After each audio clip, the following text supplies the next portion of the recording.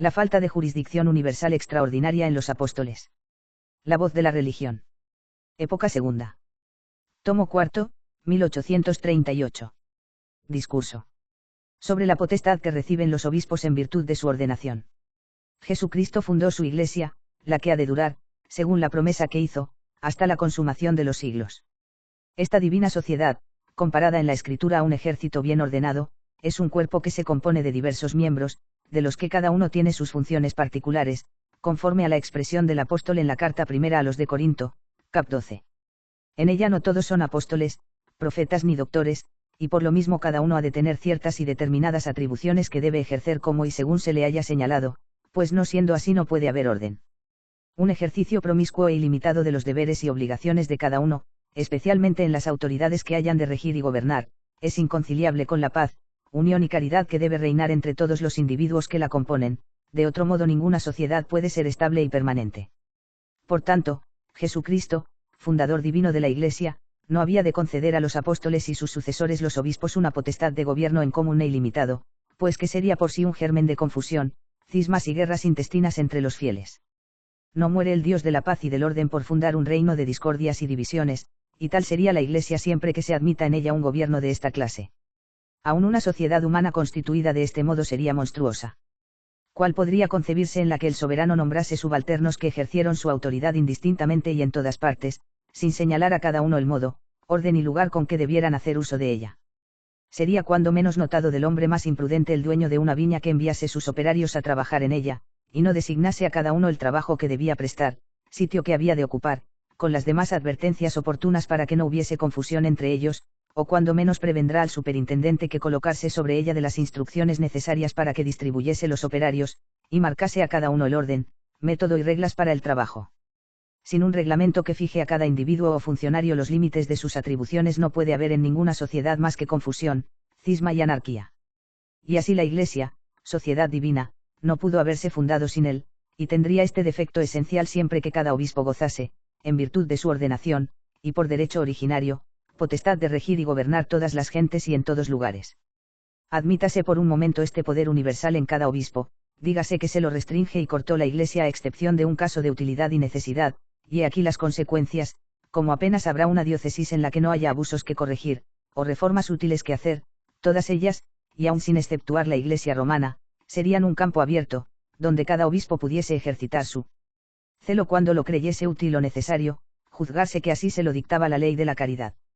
Sucedería que unos obispos quieren reformar como abusos intolerables lo que otros procuraban conservar como costumbres loables. Siendo todos iguales entre sí para obrar en todas partes, aunque con subordinación a la cabeza, que entonces solo sería aparente, ni habría verdadera subordinación, ni gobierno, porque no habría unidad. Cada uno sería juez de la utilidad y necesidad, y podría con este pretexto ejercer en otras diócesis las funciones del obispado cuando le pareciese. Y como según los mismos principios, y en esto van consiguientes, cada presbítero, cada diácono, y aun cualquier clérigo inferior tiene esta potestad originaria universal, bien que solo respectiva a su grado, podrán también ejercerlo en todas partes, en cualquier obispado, en todo el mundo cuando lo creyesen útil o necesario a la Iglesia. Qué trastorno, qué confusión, qué insurrección y qué escándalos se seguirán.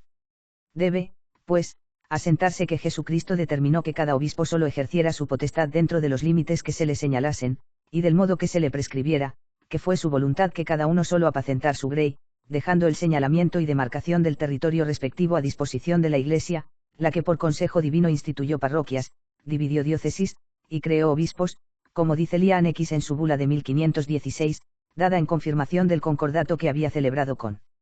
Francisco I, rey de Francia, y que por consecuencia, lejos de conceder Jesucristo a cada obispo una jurisdicción universal, establece que cada uno solo rigiese y gobernase porción determinada de su grey. 2. Se ha dicho que siempre ha habido restricción en el obispado, que cada obispo en particular no tiene una potestad universal en virtud de su ordenación, porque así lo requiere la naturaleza de la Iglesia, aun solamente considerada como una sociedad. La Escritura, los Santos Padres, y la historia eclesiástica nos demuestran lo mismo, todo va acorde. No la tuvo cada apóstol, siempre va excluido San Pedro, y por consiguiente sí cada obispo. Desde el nacimiento de la Iglesia cada apóstol y cada obispo en particular cuidó solamente de una parte del rebaño de Jesucristo. Se encuentra esta práctica firme y constante, y cuando no hallaremos expresamente su origen, Solo esto nos bastaría para decir que provenía de un mandamiento de Jesucristo, fundador de la Iglesia. Pero vemos que los apóstoles al emprender la conversión del mundo repartieron entre sí el orbe conocido, destinando a cada uno su distrito, provincias o reinos, para evitar el que fuesen muchos a un mismo punto, quedándose otros sin que hubiese quien los evangelizar. Esta división la hicieron por inspiración divina. El Espíritu Santo los hizo congregar en Jerusalén, les repartió el mundo, y señaló a cada uno la parte que le tocaba para anunciar el Evangelio. Así nos lo dice San Jerónimo exponiendo el cap 34 de Aiseías, ut 12 amurapa hasta las ad diversas provincias perrexis. Se, que a Dominus mandaverati a eies, ait docete omnes gentes, et spiritas ilius congregaverateos, dedit que el sourts, ad que divisit, ut alius ad indous, alius ad hispaniam, alius ad illyricum, alius ad graeciam pergeret, et unus quisque in evangelis sui, ad que provincia doctrina requiescere. San León el Magno, en el sermón primero de la festividad de los apóstoles San Pedro y San Pablo, nos dice también, cum duodecim apostoli accepta per spiritum sanctum omnium locutione linguarum, in buendum evangelio mundum distributis ibi terrarum partibus, sustepisent, beatissimus Petrus princeps apostolici ordinis ad arcem Romani destinatur imperii. Ya desde aquí se nos presenta inconcebible el que Jesucristo hubiese concedido a cada apóstol una misión universal, le hubiese concedido poder sobre todas las criaturas y en todo el mundo, y cuando iban a principiar el desempeño de su ministerio, designase a cada uno la parte o territorio en el que había de ejercerlo, o por su inspiración lo hubiesen señalado los apóstoles, bien fuese para que hubiese orden, para evitar confusión, y aun si se quiere, solo para la mayor facilidad de extender el Evangelio. Las obras de Dios siempre salen perfectas de su mano divina. Muchos juzgan que regularmente San Pablo no se incluiría en esta división de provincias, ya porque es muy verosímil que se hizo cuando el apóstol, recién convertido, estaba todavía en Damasco, y de consiguiente no era uno de los que congregó el Espíritu Santo para dividirlos o que dividieran entre sí las regiones del mundo, ya también porque parece que su destino fue general para todo el orbe, sin tener más encargadas unas provincias que otras, porque en los Hechos Apostólicos, cap 9, vers 15, y cap 22, vers 15, leemos que cuando Jesucristo, después de la visión que movió a San Pablo a convertirse, le mandó a Ananías, dijo a este que Saulo era ya un instrumento elegido por él para llevar su nombre, y anunciarle delante de todas las naciones, y de los reyes, y de los hijos de Israel, que ha de ser testigo suyo delante de todos los hombres de las cosas que ha visto y oído.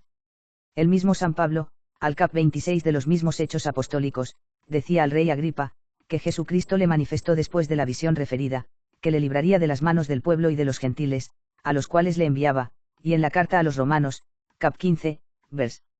19, les dice, que desde Jerusalén, girando a todas partes hasta el Lírico, lo había llenado todo del Evangelio de Cristo.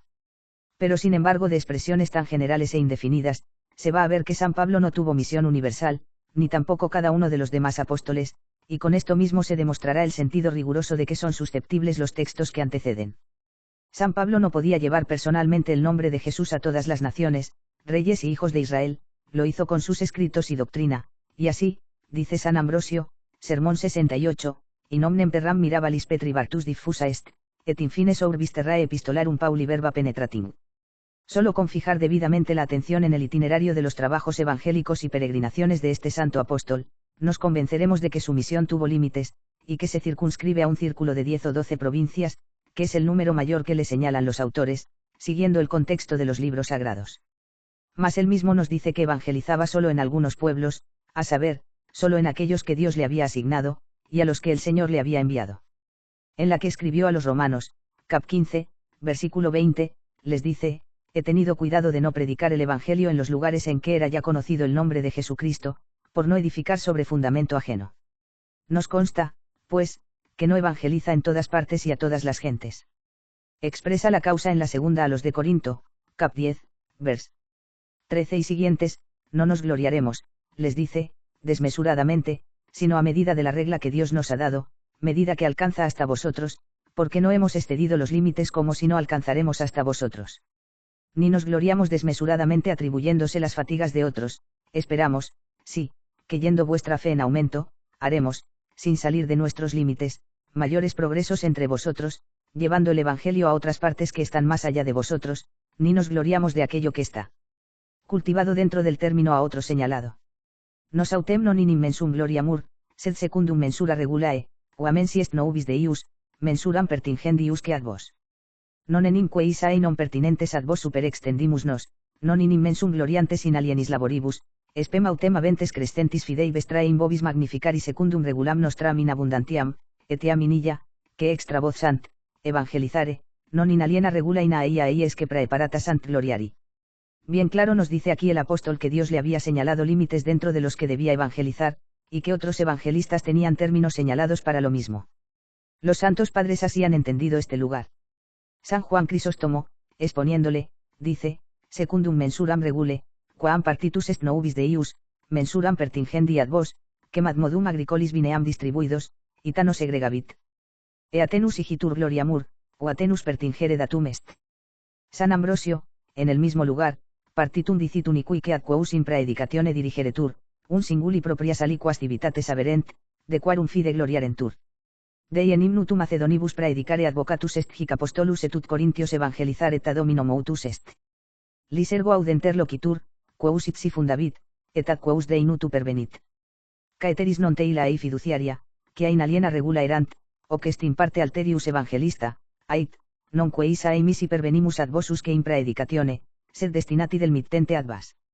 Adit, sed non ultra, que a mensuram dedit Deius, quam observaron evangelista eius, quam hic se custodire testatur apostolus.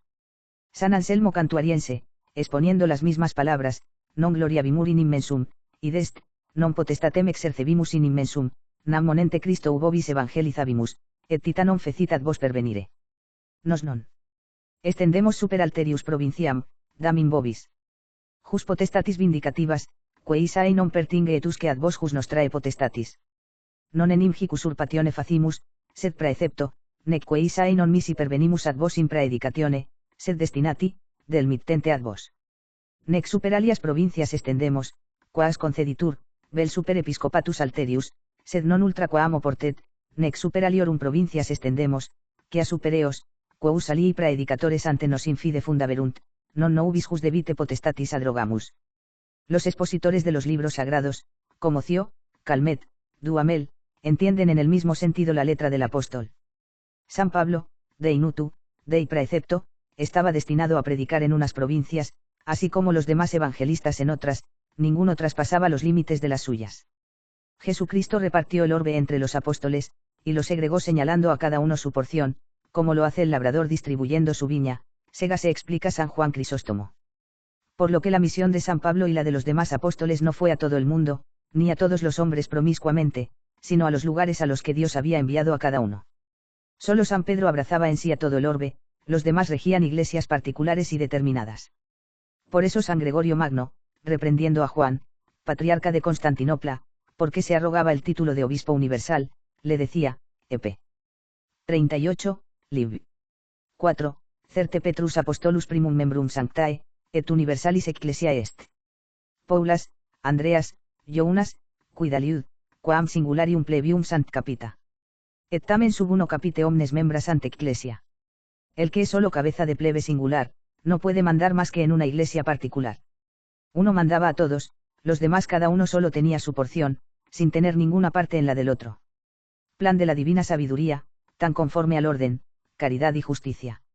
En el supuesto de que Jesucristo hubiese enviado a los apóstoles a cultivar su viña sin distribuirla, y dejando al arbitrio de cada uno el trabajar donde quisiera, si un apóstol desmontaba parte del terreno, y plantaba en él la semilla del Evangelio, sería justo, ni podría otro apóstol coger el fruto de él, y gloriarse en el trabajo ajeno. Cabe en razón, ni estaría en el orden, que después de haberlo regado con su sudor, otro se aprovechará de él. El apóstol que fundaba una iglesia tenía ya derecho en ella, ejerce jurisdicción allí, y no se halla título ni razón para que otro la ejerciera. Cada uno ejerce potestad solamente en las iglesias que él había fundado, solo él las daba leyes particulares, porque solo él mandaba en ellas, y a esto debe venir por conclusión para presentar en toda su claridad el dogma de fe del primado de San Pedro, como se verá pronto. Y así, cada apóstol no mandó más que en ciertas iglesias, y lo mismo se ha verificado con cada obispo. 4. El mismo Jesucristo, según unos santos padres, los apóstoles según otros, constituyeron a Santiago obispo de Jerusalén. Su autoridad y gobierno, como obispo de esta iglesia, se reducía a la ciudad, sus contornos, y a los hebreos de la Palestina que se hacían cristianos. Vemos ya en Santiago obispo de una iglesia particular, con pueblo determinado, y dentro de cierto territorio, fuera del que no se extendía el ministerio de este apóstol, como obispo de Jerusalén. San Epifanio, Lib. 1, Aeres. 29, dice, que Jacob Basail, qui dominus freite appellatus est, et jusdem apostolus, praeimas omnium est episcopus constitutus, San Bernardo, Lib. 2 de consideratione, indestuo dalii, apostoli, singular partitis ant plebes scientes sacramentum. Denique Jacobas qui videbatur columna ecclesiae una contentus est Jerusalima, Petro Universitatem cedens. En la misma Sagrada Escritura encontramos obispos en un lugar determinado. En el Apocalipsis se nombran 7 iglesias particulares, y a cada una de ellas preside un obispo. San Pablo dice a Tito que le deja en Creta para que arregle las cosas que faltan, y establezca en cada ciudad presbíteros. Solo a la isla de Creta se extendía la jurisdicción de este discípulo del apóstol.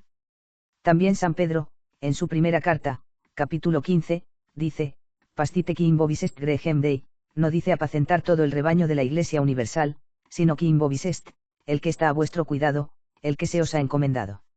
San Ireneo, que había conocido y tratado a San Policarpo, dice que este santo fue hecho obispo por los apóstoles, y de una iglesia particular cual es Esmirna. San Ignacio escribió varias cartas, y en todas refiere obispos de iglesias particulares, lo mismo consta de las que conservamos de los obispos creados por los apóstoles o por sus discípulos.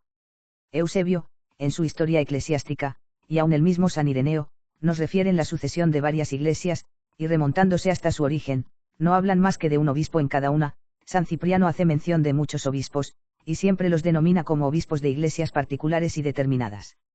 De aquí la costumbre desde el tiempo de los apóstoles de especificar a cada obispo con el nombre de la ciudad o provincia en que presidía, de suerte, que cuantos monumentos eclesiásticos se han conservado, comprueban lo mismo que se ha manifestado.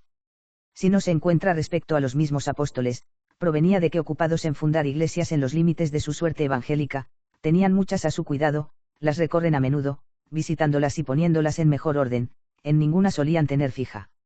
residencia, y se denominaban más bien de toda la provincia, como apóstol de las Indias, apóstol de las Españas. Reasumiendo, pues, lo que antecede, se ve que la Iglesia, como sociedad, no puede existir con una potestad ilimitada a tiempos y lugares en los que hayan de regirla. Jesucristo, su divino fundador, repartió el orbe entre sus apóstoles, destinando a cada uno lugar determinado para el ejercicio de su ministerio, que el apóstol de las gentes, San Pablo, tenía términos señalados por el mismo Jesucristo para cumplir con su misión, y él mismo nos expresa que los tenían tan bien demarcados los otros evangelistas, aun viviendo los apóstoles estaban adscriptos a iglesias ciertas los obispos que ellos creaban. Se han expresado muchos ejemplares entre los innumerables que podrían reunirse, y aún se han anotado los documentos que lo comprueban. Por tanto, la Escritura, la práctica de los apóstoles y sus inmediatos sucesores, y los santos padres demuestran que era limitada a tiempos y lugares la misión que recibieron unos y otros, pues la prerrogativa de ser universal fue singular en el primado de la Iglesia, y sus sucesores en él. Siempre, pues, ha habido restricción del obispado en cada obispo, por eso se encuentra desde los primeros siglos de la Iglesia tan inculcado, que ninguno traspase su jurisdicción, que cada obispo solamente la ejerza en su obispado. Episcopus non audeat, dice el canon 28 de los apostólicos, extra fine suaus facere ordinations. El concilio constantinopolitano y, canon 2, quisant super dioecesim episcopine quaquam ad ecclesiam aesit extra praefixos ibi terminos accedant. Non vocati episcopi ultra suam dicesim non accedant propter ordinations faciendas, vel propter aliquas dispensaciones ecclesiásticas, y la razón que da de todo es, nec case icheis y praesumptione confundan, para evitar la confusión y desorden eran tan celosos de que cada uno se contuviera dentro de sus límites. Ni era la restricción del obispado solo en cuanto a lugares, la hubo siempre también en cuanto a personas y materias, todo procede de un mismo principio. En un concilio de Antioquía, se lee que ningún obispo haga cosa alguna de gran momento praepter sententiam metropolitana. El canon 6 del de Nicea, antiquimore serventur, oaes antin Egipto, Libia, et Pentapoli, ut episcopus Alexandrinus omniumorum habeat potestatem, que aet urbis Roum episcopo parilis. Os est. Nada de nuevo determina el concilio, se refiere a la costumbre antigua. El canon 4 del mismo concilio, concluye, firmitas corum, que per unamquam que provinciam geruntur metropolitano tributar episcopo. 5 de los hechos y peregrinaciones de los apóstoles nada se deduce contra lo dicho. Ningún autor sagrado ha escrito los 10 apóstoles desde su dispersión por el mundo, sus trabajos y viajes han quedado enteramente ignorados, o envueltos en gran incertidumbre. Lo que nos conste de San Pedro no puede servir de prueba, porque como primado de honor y jurisdicción, cuidaba y le incumbía la solicitud de todas las iglesias. Lo que sabemos de San Juan no demuestra el gobierno en común de los apóstoles.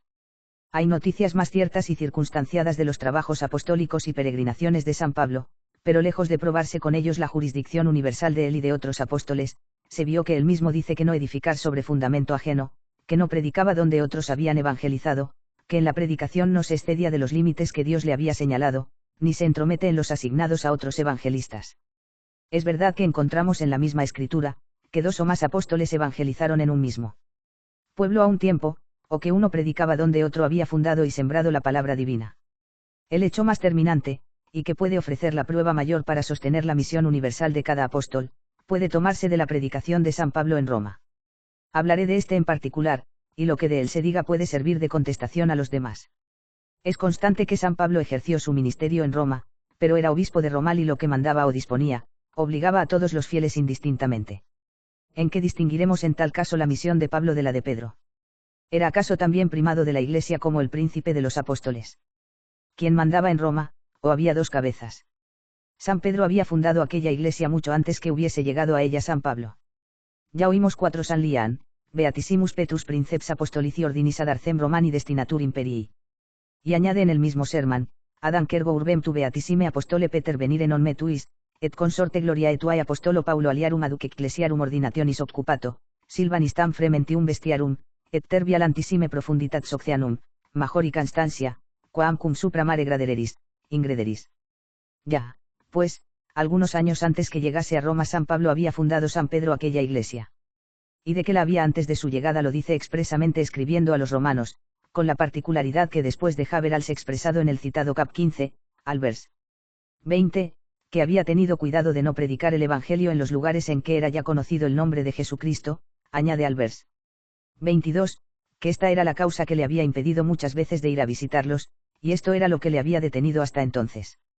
Ya así puede comprenderse el sentido en que debe entenderse San Epifanio, cuando en la herejía dice, Roum primo omnium Petrus, et Paulas apostoli pariter, et episcopi fuerunt.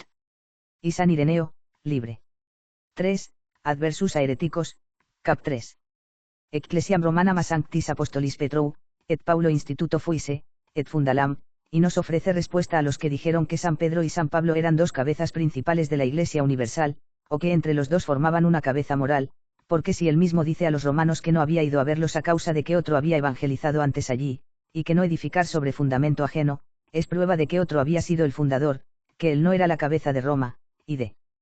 consiguiente, ni la había fundado, ni era propiamente apóstol y obispo de Roma, y ahí sí ahí, siendo San Pablo, como oímos a San Gregorio Magno, cabeza de plebe singular, y San Pedro el miembro principal de la Iglesia, si evangelizó en Roma, si ejerció allí su apostolado, como es constante por la Sagrada Escritura, solo debió ser por anuencia, con consentimiento o por encargo de San Pedro, coadyuvando en sus trabajos. Y aprovechando para mayor utilidad de la Iglesia la proporción que le ofrecía el hallarse preso en la capital del mundo. Los obispos en sus destierros, o cuando pasan por territorio ajeno, ejercen también actos pontificales, pero lo hacen con consentimiento e invitados por el obispo propio, y no porque tengan allí jurisdicción nata y ordinaria. Convenimos en que los apóstoles, y también los obispos apostólicos no estaban limitados en su misión a una ciudad sola, ni a un corto territorio, sino que se extendían a muchas ciudades y aun provincias, en las que propagaban la fe, hacían conquistas para el reino de Jesucristo, y establecen iglesias, proveyéndoles de ministros, mas esto solo prueba que su autoridad era más extensa, que ejercían su ministerio en territorios dilatados, pero no demuestra que pudiesen ejercer por derecho propio aquellos actos en todas partes. Los patriarcas y metropolitanos por sí o con sus sínodos creaban obispos en los primeros siglos, erigían cátedras episcopales en gran extensión de terreno, en el modo y con las facultades que se indican adelante, sin embargo de potestad tan amplia, tenían límites, y no la ejercen fuera de su distrito. 6. Habiendo aceptado la proposición de que ni los obispos, ni aun los apóstoles cuando no formaban cuerpo o obraban colegialmente, han gozado de una autoridad de gobierno universal, y habiendo probado que cada uno solo ha tenido inspección sobre grey determinada, se conoce con facilidad que se impugnan así 2 opiniones muy comunes en la materia, las que aunque son contrarias en las consecuencias, parten de un mismo principio.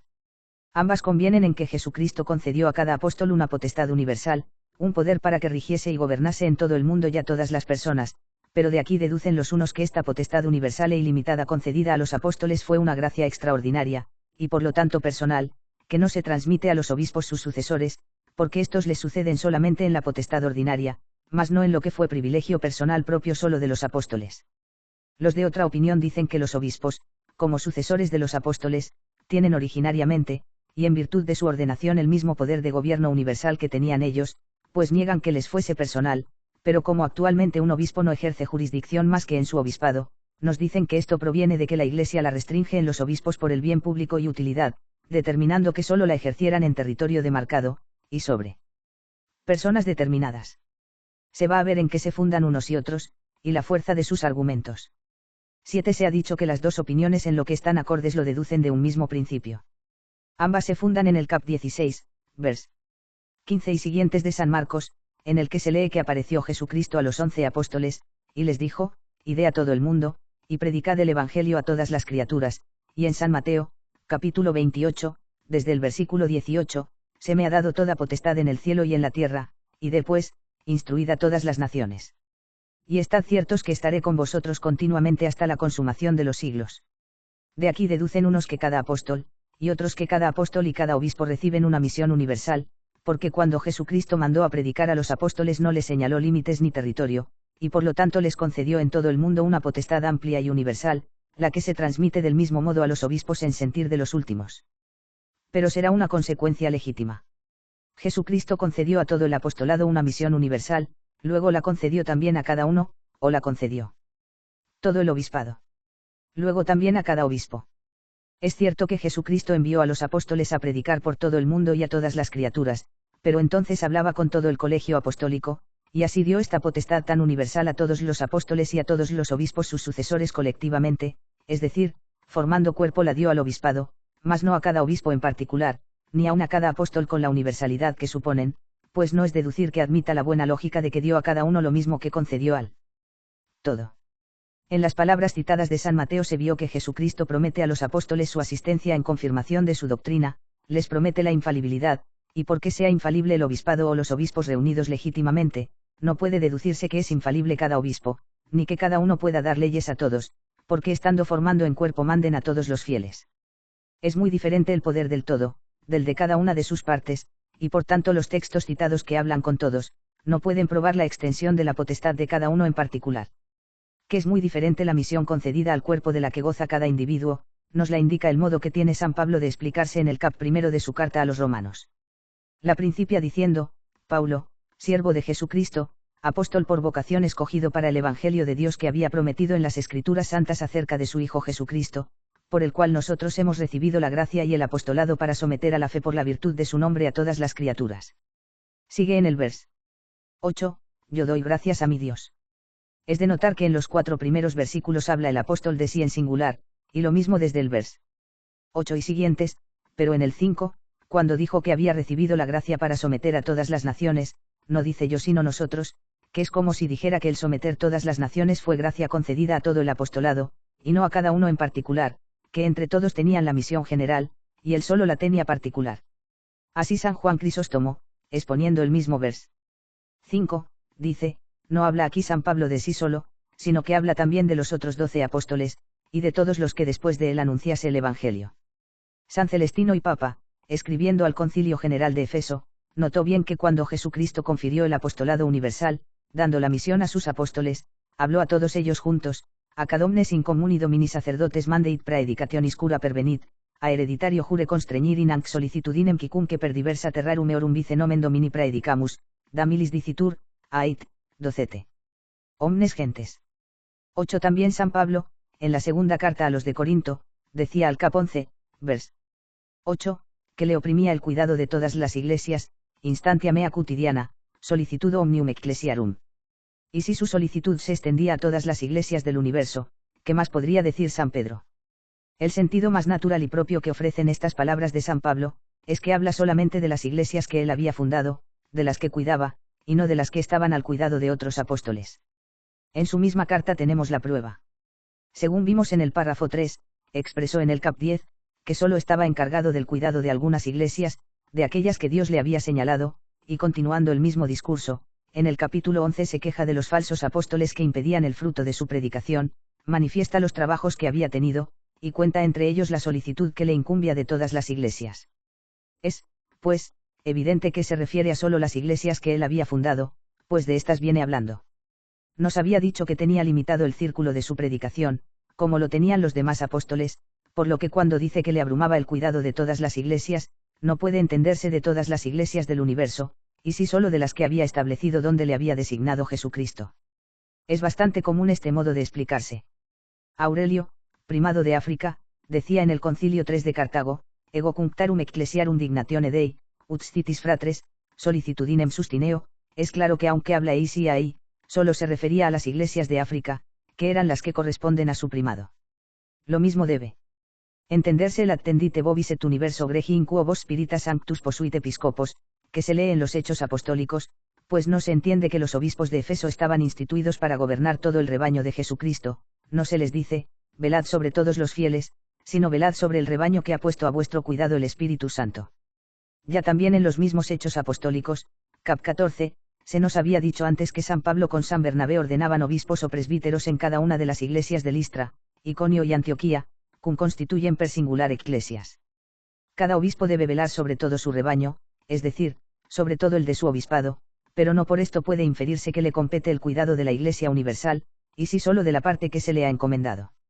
Un obispo, considerado no colegialmente sino por separado, no recibe más autoridad que sobre su diócesis.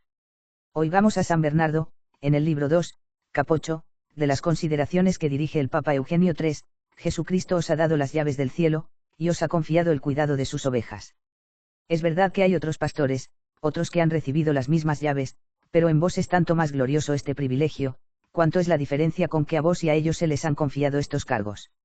Los otros tienen cada cual su rebaño destinado, solo a vos se han confiado todos para formar un solo rebaño bajo un solo pastor. A quien, no digo de los obispos, sino aun de los apóstoles, a quien se han encomendado todas las ovejas tan absoluta e indistintamente como a vos. ¿Y qué ovejas? No los pueblos de aquella o esta ciudad, de tal país, de tal reino. Mis ovejas, dicen, quien no ve que no particulariza a alguna, sino que la señala todas. Nada se exceptúa donde nada se distingue, los otros pastores han sido llamados a una parte de la solicitud, pero vos a la plenitud de potestad. La potestad de los otros está circunscrita dentro de ciertos límites, mas la vuestra se extiende hasta sobre los que han recibido potestad sobre otros. 9. Habiendo explicado el sentido en que deben tomarse las autoridades de que se echa mano para probar la misión universal de cada uno de los apóstoles, resta demostrar que los fundamentos en que se apoyan los patronos de las respectivas opiniones en lo que están encontrados entre sí, no son concluyentes. Ya se ha dicho que los primeros sostienen que la potestad de los apóstoles, aunque era universal, era extraordinaria y personal en ellos, por lo que no se transmitió a los obispos sus sucesores, que era propia de ellos, concedida por Jesucristo sin límites, y se extendía tanto como la de San Pedro, aunque la recibieron con subordinación a este como su cabeza, que la podían ejercer en todo el mundo, pero se conoce bien que explicando así, queda muy cubierta de sombras la verdadera idea que nos dan las escrituras y tradición del primado de San Pedro sobre los demás apóstoles. A la misión o jurisdicción universal es inherente, según se explican los mismos defensores de ella, dar reglas a todos, o leyes generales, hacerlas observar y cumplir, castigar a los infractores, bajarlas con justa causa, en una palabra, atar y desatar a todos y en todas partes. Lo es del mismo modo erigir sedes episcopales, dividirlas, suprimirlas, crear obispos y ministros, deponerlos y destruirlos. Y si cada apóstol tenía potestad tan amplia e ilimitada en toda la Iglesia, en que consiste el primado de San Pedro, casi quedaría reducido a un solo primado de honor, a sentarse y hablar el primero. Preguntemos sino qué diferencia había entre la potestad de San Pedro y de los apóstoles, nos responden entre otras cosas, que San Pedro podía dar leyes generales, y los apóstoles solo particulares a las iglesias que fundaron, he aquí como para salvar el primado de San Pedro se ven precisados a adoptar la doctrina que va asentada. Si los apóstoles no podían dar más que leyes particulares, si solo podían mandar en las iglesias que habían fundado, no tienen jurisdicción universal, porque no podían dar reglas a toda la iglesia, no podían enseñar en todas partes. Hay quien dice que Jesucristo concedió a sus apóstoles amplios e ilimitados poderes para que cada uno pudiese disponer y ordenar cuanto creyese necesario para el establecimiento de la Iglesia en las provincias de su suerte evangélica. Es visto que todos se encuentran precisados a recurrir a la restricción de potestad en los apóstoles, que es el principio que nos hemos propuesto probar en este discurso para vencer las dificultades insuperables que se presentan a la vista, y se harán más patentes con lo que sigue. 10. Los mismos se valen de otro medio para distinguir la jurisdicción universal de San Pedro de la de los apóstoles, y por consecuencia la de estos de la de los obispos, diciendo que la de San Pedro era ordinaria, y así que se transmite a sus sucesores, pero que la de los apóstoles era extraordinaria, en la que no les suceden los obispos, aun si ahí no se presenta la cuestión con una demostración concluyente. Es indudable que Jesucristo concedió dones y gracias particulares a San Pedro, y también a los demás apóstoles, tales son entre otras el don de lenguas, el de milagros, profecías, inspiración en la escritura de los libros santos, virtudes en grado eminente, luces sobreabundantes, y un poder proporcionado a tan grandes luces. Todo esto fue personal, privilegio particular, en lo que no sucedieron el romano pontífice ni los obispos. Limitado a esto el poder extraordinario en uno y otros, es indudable que no fue transmisible a los sucesores, la duda se ofrece. Cuando se le quiere dar otra extensión. La potestad de los apóstoles en dos conceptos podría ser extraordinaria, o porque se extendiese a todo el mundo, y no la de los obispos, o porque versare sobre actos que no eran de la competencia de estos. Ya se ha visto que cada apóstol no tuvo poder sino en ciertos lugares, y limitado a cierto territorio, resta averiguar si la potestad que se les concedió recae sobre actos que no pueda ejercer un obispo. Para que la potestad que ejercieron los apóstoles fuese extraordinaria, personal y por puro privilegio, debía de recaer sobre actos que fuesen de tal naturaleza, que ni competan a los obispos en virtud de su carácter episcopal, ni la Iglesia pueda cometerlos por faltarles la aptitud necesaria para su ejercicio, porque si penden de la potestad episcopal, o la Iglesia les puede facultar para ejercitarlos, entonces deben tenerse por propios del obispado, ya no pueden llamarse propios y privativos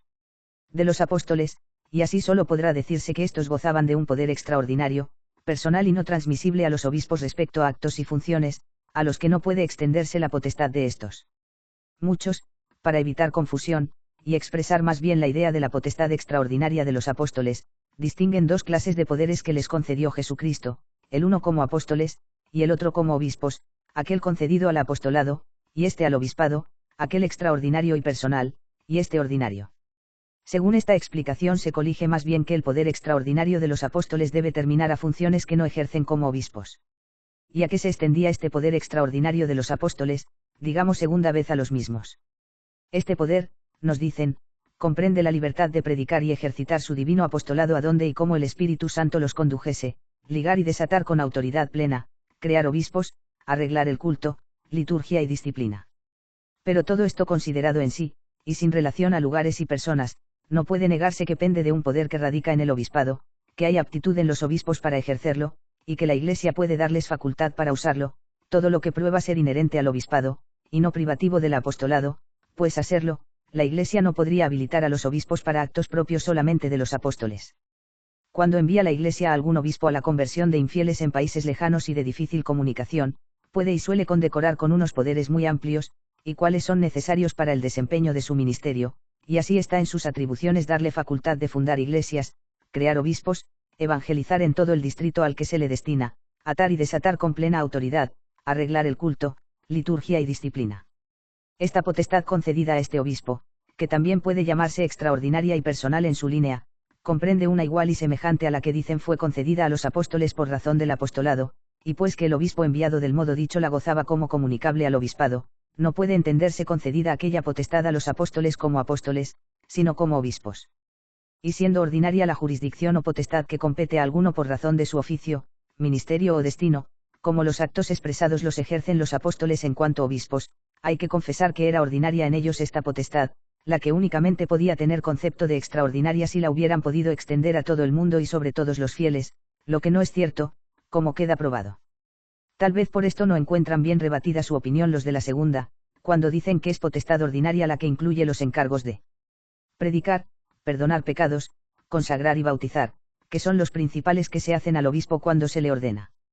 Considerado, pues, de cualquier modo cuanto dicen para fijar la diferencia entre la potestad de San Pedro y la de los apóstoles, y aun entre la de estos y la de los obispos, siempre se advierte que o no es muy sólida, o presenta inconsecuencias que más bien confunden que aclaran la verdadera idea del primado de San Pedro.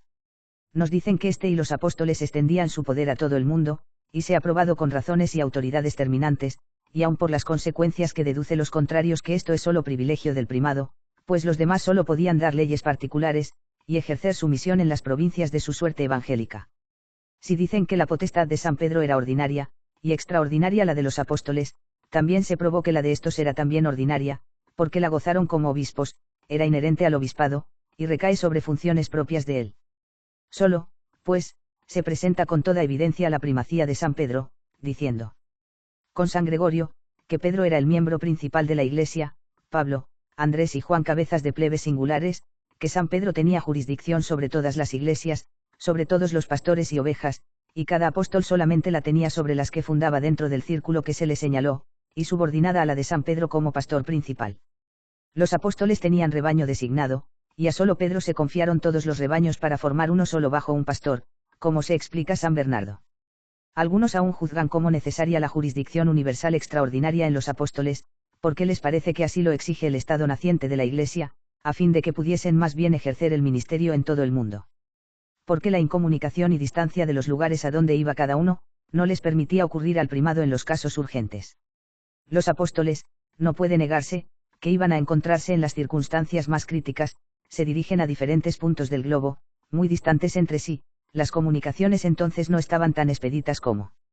ahora, era muy probable que no se viesen más unos y otros, y que ni aun de su primado pudiesen recibir de palabra o por escrito el menor consuelo en sus tribulaciones y trabajos, ni aun resolución en los casos que pudieran ocurrir, pero así como ni por eso era innecesario el primado, así tampoco les era necesaria una jurisdicción universal, una potestad sin límites, promiscua, y que la ejercieran en común, bastaba que fuese amplia, como se ha dicho, pero limitada a personas y lugares.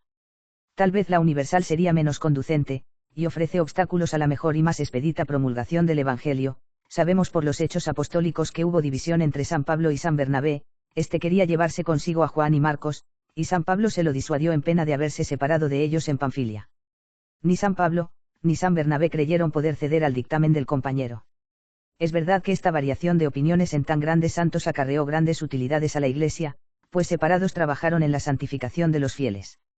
Pero según este ejemplar, no podría Dios permitir otras divisiones entre los apóstoles, como si uno quisiera constituir un sujeto en una iglesia, y que otro intentase poner otro que juzga más conveniente, y tanto más si él la había fundado. Por fin, así como el obispo, destinado a la conversión de infieles, del que hemos hablado, gozaba una potestad extraordinaria y personal, que no pasaba a los obispos que crease, de este modo puede conciliarse la potestad extraordinaria y personal de los apóstoles en lo que tenga relación al gobierno de la Iglesia. Los obispos les suceden en la de regir y gobernar, mas no con tanta amplitud, no es igual en su extensión, pero es de la misma naturaleza, suceden en la que tenían los apóstoles de gobernar la Iglesia, aunque modificada no en su ciencia, sino en la extensión de su ejercicio, les suceden en la potestad de gobierno, no en lugares y personas determinadas, sino en el modo y donde les conceda la Iglesia, como luego se dirá. 11. No se encuentra aún tanta solidez en lo que los de la segunda opinión fundan la suya. Dicen que al principio se gobernó la Iglesia en común, pero como de este modo se origina confusión y desorden en el cuerpo místico de Jesucristo, porque los obispos, aunque sucedían a los apóstoles en el ministerio, no les imitan en la caridad, fue preciso que la Iglesia, aun viviendo los apóstoles, coartar y limitar a los obispos su potestad jerárquica universal, y les prohibió el que la ejercieran fuera del territorio que señalase a cada uno, anulando los actos que hiciese fuera de él. Suponen, pues, que Jesucristo concedió a los obispos una potestad absoluta e ilimitada, pues así lo había concedido a los apóstoles, que algunos de aquellos la ejercieron en común en toda su plenitud y por todo el mundo, que causaba cismas y divisiones este ejercicio promiscuo, y por esto se la limitó a territorio determinado. Una ley de la Iglesia que irrita y anula los actos de gobierno que ejerciera un obispo fuera de territorio demarcado, los que por voluntad divina podía ejercer en todo el orbe, debía ser la más conocida y memorable, pues era de tal entidad, y tales sus consecuencias, que hacía variar notablemente el modo de gobierno establecido en la Iglesia por Jesucristo. Pero ¿dónde se encuentra esta ley? ¿Hay algún concilio, algún decretal, algún santo padre o algún monumento eclesiástico que la refiera o la cite? Cuando se encuentran tan a menudo cánones y decretos pontificios que prohíben al obispo el ejercicio de su jurisdicción fuera de su diócesis, no ha de haber uno que se funde en ella como es tan común en otras materias. Esta ley, nos dicen, que se estableció viviendo aún los apóstoles, pero dimanó esta determinación de los mismos apóstoles, o de los obispos. Viviendo aún aquellos, ya encontramos obispos con iglesias determinadas. ¿Cuándo, cómo y cómo se reunieron los unos y los otros?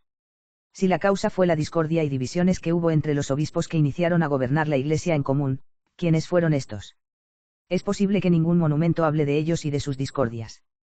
Y pues que es ley positiva, no habrá habido algún caso en que se haya dispensado en ello, se haya relajado o modificado, por pedirlo así la causa pública, en medio de tantas vicisitudes, en las que se ha encontrado la Iglesia, que la han movido a alterar su disciplina.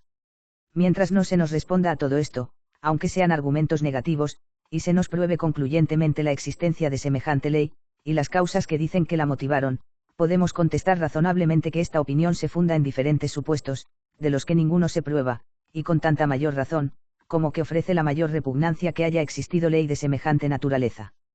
Bien analizado el plan que se forman los que discurren según ella, se reduce a decirnos que Jesucristo al fundar su Iglesia confirió a los obispos, como sucesores de los apóstoles, una potestad de gobierno, sin limitación a personas y lugares, que apenas principiaron algunos obispos a ejercer así su ministerio, aun en vida de los mismos apóstoles, advirtió que un régimen de esta clase, tan promiscuo y tan universal solo origina discordias, turbulencias y facciones, y que para contenerlos, y porque todo procediera con espíritu de paz y armonía, tuvo necesidad la misma de coartar poder tan amplio, y estrecharlo en ciertos y determinados lugares. Luego de este modo, para que hubiese paz y orden en el seno de la Iglesia, tuvo que reformar lo determinado por su divino fundador, pues lo que él decretó no producía más que confusión en su cuerpo místico. La deducción es conforme con los antecedentes. Jesucristo sabía que dejaba encomendado el ministerio eclesiástico a hombres sujetos a la ambición, intrigas y demás flaquezas humanas, a hombres que no habían de estar adornados de la caridad que brillaba en los apóstoles. Faltando esta, como había de faltar en muchos, el ejercicio ilimitado en el gobierno de la Iglesia había de ser un manantial de divisiones y discordias en ella, por lo que, a ser cierto, no podía menos de ser la constitución de la Iglesia viciosa en su origen, pues que contenía en sí un germen de disolución, efecto inmediato del gobierno universal concedido a los obispos. No podría ser estable, ni durar hasta la consumación de los siglos, porque contiene un obstáculo permanente al orden y paz, sin lo cual no podía subsistir. Y reduciéndolo todo a una proposición, Jesucristo fundó la Iglesia, dándole cierto modo de gobierno, ésta experimentó que no podía haber orden y quietud en ella con el modo que la había prescrito el fundador para gobernarse, y decretó otro tan diferente, o más bien tan contrario, que anula e irritaba lo que se obrase de la manera que había establecido Jesucristo, y sólo había de ser firme y estable lo que se obrara como ella mandaba. Si son tan absurdas las consecuencias, la verdadera que debieron deducir era que Jesucristo no concedió a los obispos una potestad universal, porque de ser así, hubiera fundado la Iglesia sembrando en ella una semilla continua de anarquía, de disolución y división. No faltan algunos que para salvar estas dificultades dicen, que Jesucristo prescindió de determinar el uso o no uso promiscuo del ejercicio de la potestad episcopal y división de diócesis, cuando mandó a los apóstoles a predicar a todo el mundo, y dejó esto a arbitrio de la Iglesia, pero ni aun esto puede satisfacer, porque no pudo prescindir de materia tan interesante y sustancial, que tanto influye en la estabilidad de la Iglesia, cuál es el modo con que los apóstoles y sus sucesores habían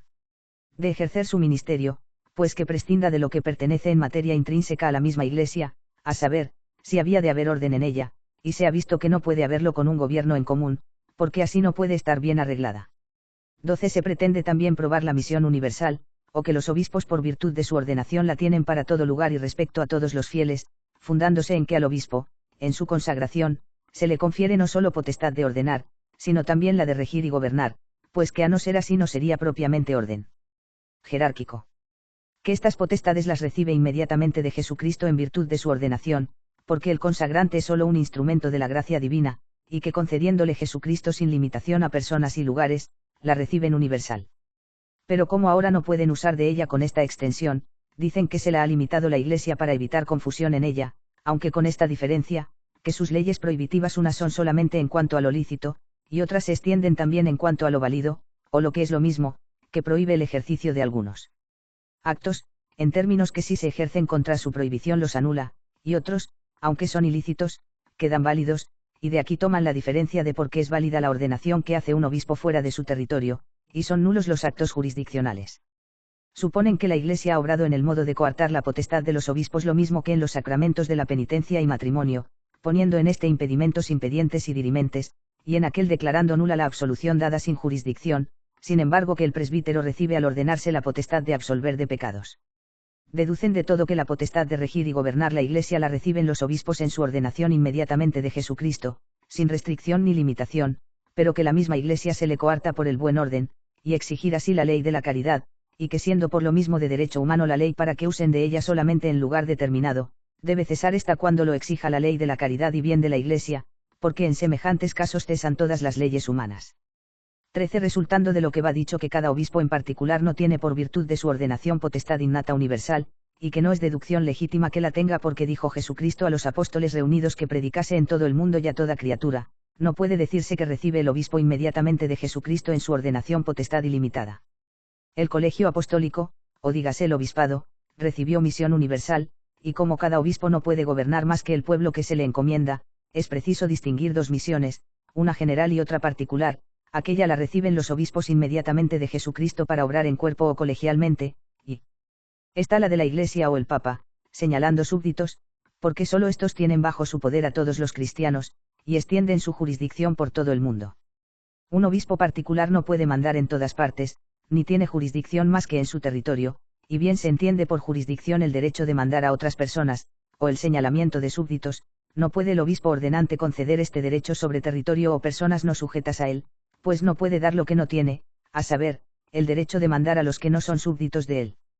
Es cierto que el obispo que ordena es solo un instrumento en la ordenación, y que la guía, areicia y potestad vienen inmediatamente de Dios, como sucede en todos los sacramentos, pero ni se probara que la misión particular sea, a lo menos en su totalidad, inherente a la ordenación, ni que sean de la misma naturaleza la potestad de ordenar y la de gobernar.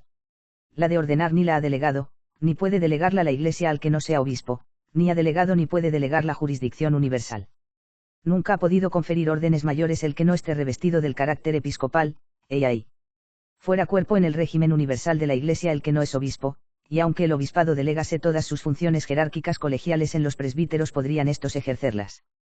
Pero ha delegado y delegada la Iglesia el gobierno de una particular en un presbítero, y aun en clérigo inferior, como se verifica en el obispo confirmado y no consagrado, en los abades con jurisdicción cuasi episcopal, y en los vicarios capitulares. Son, pues, de diferente naturaleza las dos potestades. Los obispos reciben en su plenitud la de orden, y reciben también radicalmente la de jurisdicción, aunque con esta diferencia, la universal en su integridad, pero la particular solo en aptitud para ejercerla por derecho propio, la que logran por completo cuando la Iglesia o su cabeza le señalan súbditos o territorio en que la ejerzan. Los presbíteros cuando se ordenan reciben la potestad de consagrar el cuerpo y sangre de Jesucristo, y también la de absolver de pecados. Podrá la Iglesia declarar nula la consagración, como declara sin valor la absolución cuando no tiene jurisdicción porque no se la ha dado la Iglesia. Jesucristo dijo a los apóstoles y a los presbíteros, como sus sucesores en el sacerdocio, quorum remiserias peccata. Y tendrán por esto los presbíteros una potestad ilimitada de absolver de pecados. Al presbítero cuando se le ordena, se le dan las llaves, mas no el uso de las llaves, dice Santo Tomás, 9. 2. Quaest. 17, art. 2, en la respuesta al segundo argumento, claves cum ordine datur, sed executio clavis indiget materia de vita, quaest pleb subdita per jurisdictionem, et ideo ante quam habeat jurisdictionem habet cleibs, sed non usum clavium. Conforme a esta doctrina declara el Concilio de Trento, ses. 14, cap 7, la naturaleza del juicio exige que la sentencia se dé solo sobre sus súbditos, y así es aula la absolución que da una sacerdote sobre quien no tiene jurisdicción ordinaria ni delegada. En la sesión 23, cap 15 de Reforma. Declara, que aunque los presbíteros en su ordenación reciben la potestad de absolver de pecados, necesitan para ello de la licencia del ordinario. Es violentar mucho las palabras del Tridentino, no tiene jurisdicción ordinaria ni delegada, entender por ellas que se le concede jurisdicción cuando se quita el óbice o impedimento que se supone puesto por la Iglesia para ejercer la potestad que se le concede en la ordenación.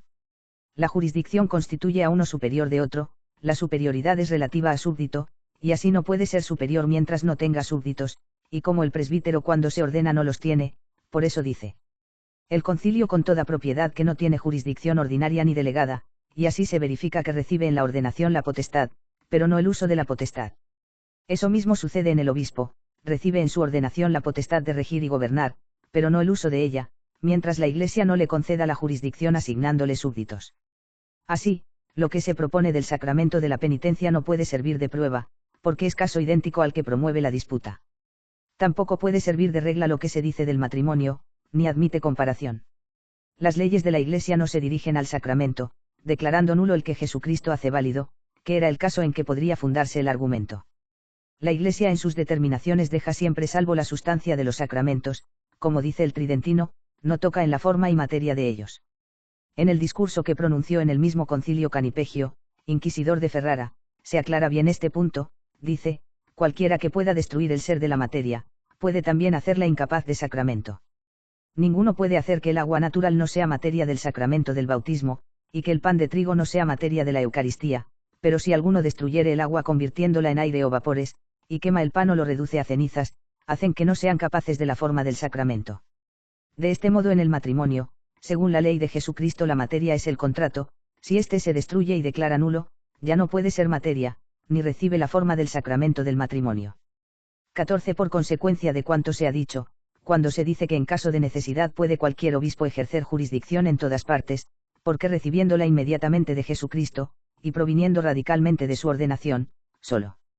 la tiene coartada por la Iglesia, y esta restricción debe cesar en ciertos casos, como que procede de ley humana, las que cesan en caso de exigir así el bien de la Iglesia, no es tocar la cuestión en su fondo, pues no se puede tratar de si cesa o no la ley positiva porque no existe.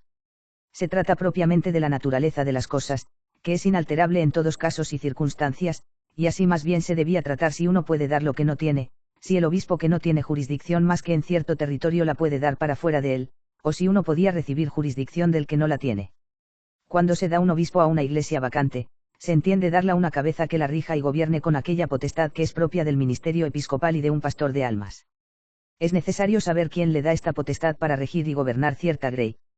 Jesucristo no concedió a cada obispo potestad universal, y por lo mismo no la recibe en virtud de su ordenación, el obispo consagrante tampoco se la puede dar, porque no teniendo jurisdicción más que en su territorio, no la puede dar para otro, la Iglesia, o el Papa tampoco se la da mientras no le señale súbditos, y así no podrá ejercerla, no porque se la ha restringido, sino porque nunca la ha tenido. Y si ninguna ley divina o humana se la ha concedido, no puede verificarse que la reasú. En caso de necesidad, porque no puede haber reintegro en lo que no se ha poseído, ni puede decirse que la Iglesia le ha prohibido y privado de ejercerla, porque nunca la ha gozado. Por tanto, cuando se dice que la Iglesia o el romano pontífice se han reservado así la confirmación de los obispos o el concederles la misión particular, es exacto, entendiendo en este modo de hablar que el Papa o la Iglesia reasumiendo en sí la gracia que habían concedido a los inferiores de asignar súbditos a alguno, privando a los delegados de esta prerrogativa.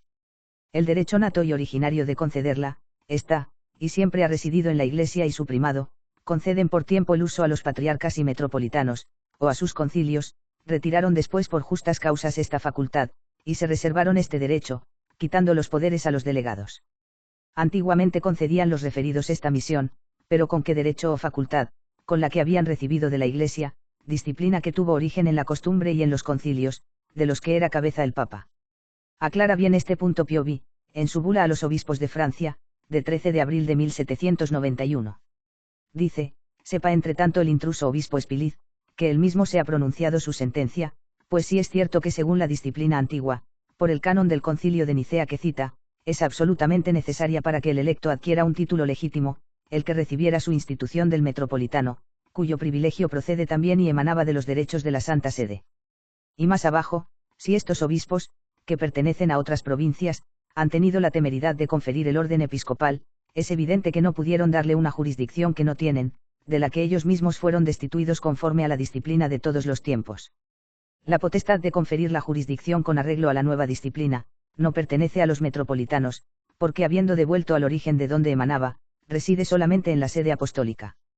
15. Se citan 3 o 4 hechos de obispos que ordenaron y ejercieron otros actos episcopales fuera de su territorio o diócesis, sin anuencia del obispo propio, pero estos hechos aislados, de los que no podemos formar juicio exacto por no estar en los pormenores de circunstancias de tiempos, motivos y lugares, no pueden formar regla, todos se refieren al tiempo en que estuvo en mayor furor el arrianismo, y la historia de la Iglesia griega en aquella época nos demuestra demasiado el desorden general que produjo. Sin embargo, sabemos que San Epifanio, obispo de Salamina, ordenó de diácono y presbítero a Paulino, hermano de San Jerónimo, de lo que se quejó Juan, patriarca de Jerusalén, suponiendo haberle usurpado la jurisdicción, mas San Jerónimo contesta en la carta 62 a Teófilo, monasterium esse Epipanii nomine vetus dictum, inua frater meius nominatus est presbiter, in eleutero paalita annou territorio, et non in elenco situm est. El mismo San Epifanio dice al patriarca Juan, ni il tibi nocuimus, ni il injuria efecimus, ne que quibamba ei alante extorsimus. In monasterio fratrum, et fratrum peregrinorum, qui provinciae ni il tibi deberet, diaconum ordinabimus, quamuam in monasterio ordinaverim, et non in parecia vae tibi subditasit. San Atanasio, al volver de su destierro, ordenó en Pelusio. Esta ciudad pertenecía a su patriarcado, pues era la metrópoli de la provincia Augusta Amnica en el Egipto, y convienen los más que entonces los patriarcas tenían derecho de ordenar en todo su patriarcado. De Eusebio de Samosata se dice, que vestido de soldado recorrió varias provincias ordenado diáconos, presbíteros y aun obispos, poniéndolos en algunas iglesias. Algunos opinan que procedió autorizado por un concilio, al que acababa de asistir. Lo cierto es que todos estos hechos solo indican actos en territorios que podían estar en disputa sobre a quién pertenecían. Lo que más bien prueban es que hasta en los casos de utilidad y necesidad tiene sus límites el orden y la ley de la caridad. Pero pues se recurre a hechos, presentaremos otros, en los que también obispos santos y sabios confiesan su error en esta parte, y su celo indiscreto. Bajo la apariencia de la caridad, y otros, que aunque se les estimulaba a extender su ministerio fuera de su diócesis a pretexto de la caridad, se negaron a ceder a semejantes instancias. San Braulio, obispo de Zaragoza, comparable con los Isidouros, Liandrous e Ildefonsos, honor de la Iglesia española, ordenó de subdiácono y diácono a un monje que vivía en un monasterio que pertenecía a otra diócesis. Wiligildo, obispo de ella, se quejó de que le hubiese usurpado la jurisdicción, y San Braulio le contesta, que le había movido a ello la ley de la caridad, spii charitatis animarum, que nos compulit ordinem pene posponer, que a caritas, utaic quidam patrum, ordinem nestit, et apostolus, caritas non quaerit, que suasant. Pero conoció su exceso, confiesa el error, y pide que se use con el de indulgencia. Non sum ignarus, dice, me contra patrum sanctians, et decreta canonum egise, cum monachum vestrum de asilo monasterii, mesiou, et subdiaconum et diaconum sacrase, que aquamuam ecclesia Christi toto orbe terrarum diffusa, in universitate catholica habeantur una, tamen cum rectoribus sui ignititur, ad que praesulibus gubernatur, et divisa in privilegiis, et una abetur in campi crudelitatis, ace per oxentio me ordinem exarsais, in prima fronte ujus epistolae hoc studium poner, ut faso. Errore, compendiosos percipere indulgentiam. Epístola 17 de San Braulio, en el tomo 30 de la España Sagrada. Por los segundos, sea San Agustín, quien estaba penetrado de estos inconvenientes, y a dónde puede llevarnos el desorden bajo el falso pretexto o mala inteligencia de la ley de la caridad.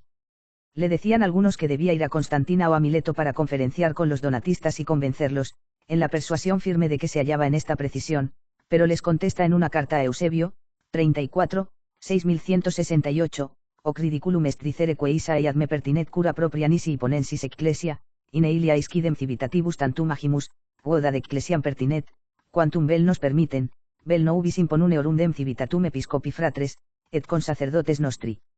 El que tenga conocimiento de esta ruidosa herejía y talentos sobresalientes de San Agastán, comprenderá si este es uno de los casos en que parece que un obispo podría traspasar los límites de su diócesis por razón de la necesidad y caridad cristiana, y por el bien y salud de la Iglesia. Sin embargo, no accede a ello San Agastán, sin permiso o encargo del obispo propio. Hoc ridiculum est, les contesta. Puede ocurrir un caso muy extraordinario, en el que sea necesario socorrer la otra diócesis, o evangelizar a los infieles. Entonces los obispos de la antigüedad acudían a la cabeza de la Iglesia, se lo comunicaban, y esperaban sus órdenes, y si aún a esto no diese lugar la necesidad urgente, tendría lugar el caso de la voluntad presunta del superior, y que la misma Iglesia concede jurisdicción en circunstancias tan raras y perentorias y para aquel caso, como la concede a cualquier presbítero. Para absolver en el artículo de la muerte. 16. Por conclusión, podría un obispo en casos graves y urgentes ejercer jurisdicción fuera de su territorio, o sobre personas que no le están súbditas, y podrá él mismo conceder a otro jurisdicción para que la ejerza fuera del territorio que le pertenece, o en personas que no son de su obispado. Para que un obispo pueda ejercer superioridad o tener jurisdicción en territorio determinado, y sobre personas ciertas, ha de ser porque en virtud de su ordenación recibe inmediatamente de Jesucristo potestad sobre todos los fieles, y en todos los lugares, y por consecuencia la ha de tener sobre algunos del todo, o porque se la da el que le ordena, o porque se la conceda la Iglesia. Siempre, pues, que no la tenga universal inmediatamente de Jesucristo, no se la puede dar el que le ordena, porque entonces, no teniéndola tampoco este más que en su diócesis, no se la podrá dar, porque no la tiene.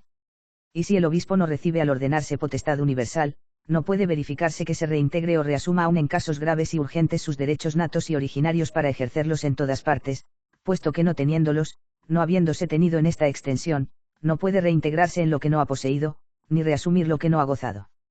Tampoco podrá usar de ellos en todas partes a pretexto de que los tiene coartados por ley humana, y ésta cesa como todas las de su clase cuando lo exige el bien de la Iglesia, y esto por la misma razón, pues que no ha existido en tal caso semejante ley, y no ha existido, porque no podía coartar lo que no ha habido, ni hay materia sobre que recayese.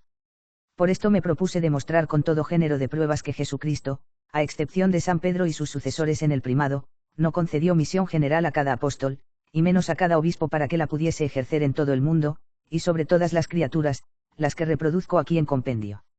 La Iglesia, sociedad divina, es la más perfecta, y por tanto ha de haber orden en ella, y sería la más desordenada si cada obispo pudiese ejercer su ministerio indistintamente en todas partes. Esto deben confesarlo particularmente los que dicen que la Iglesia cortó la potestad a los obispos para que hubiese orden en ella, y los demás no pueden negarlo, porque es indudable que un ministerio ejercido en común no puede producir más que discordias. Societas partir ricas, dicen los jurisconsultos, y ni aun parece regular que la hubiese concedido así a los apóstoles, y esto lo comprueban los hechos. Al salir los apóstoles de la Judea para cumplir su misión, dividieron entre sí el orbe inspirados por el Espíritu Santo, o se lo repartió el Espíritu Divino. ¿Y con qué fin? Para que hubiese orden entre ellos. Luego no lo había, no lo podría haber con la misión universal. Fue para que con más facilidad, y con menor embarazo propagaran el Evangelio. Luego la misión universal era medio menos fácil y expedita para el fin que Jesucristo se propuso. Las obras de Dios siempre son perfectas, y los medios los más adecuados. No puede, pues, concebirse el que Jesucristo hubiese concedido a cada apóstol, y por tanto ni a cada obispo, una misión que ofrece semejantes inconvenientes. Por esto vemos que San Pablo, con ser y llamarse apóstol de las gentes, no tuvo misión universal, ni la tuvieron los demás apóstoles, como él mismo nos lo dice, tenía límites señalados por Dios dentro de los que había de evangelizar, así como los había señalado a los otros evangelistas. Si llegamos a los obispos creados por los apóstoles o por sus discípulos, les encontramos a todos presidiendo a iglesias particulares. ¿Cuáles, pues, fueron los que gobernaron la iglesia en común, y se extendieron por todo el mundo, que ejercieron jurisdicción indistintamente sobre todos los fieles?